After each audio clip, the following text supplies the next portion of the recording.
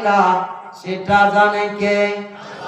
আমি যেটা দেখি না সেটা দেখে কে? আমি যেটা বুঝি না সেটাও বোঝে কে? মুসলমান বন্ধু ও পর্দার মা, এমন করে আল্লাহকে ভয় করতে হবে।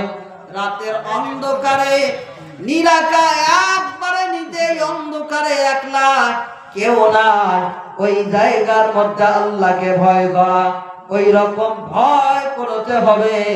যদি আপনি আমি করতে পারি মুসলমান, ওই রকম ভয় যদি দিলের মধ্যে থেকে যায়, আবার আল্লাহ রাব্বুল আলামিন আবার এই ভয়ের কারণে সমস্ত গুনাহ থেকে আমাদেরকে হেফাজত করবে। চিল্লা বলা যাবে না সুবহানাল্লাহ। মুসলমান বন্ধু, 2 নম্বর আমল, গুনাহ করেছি, হাতের দ্বারা গুনাহ, পায়ের দ্বারা গুনাহ।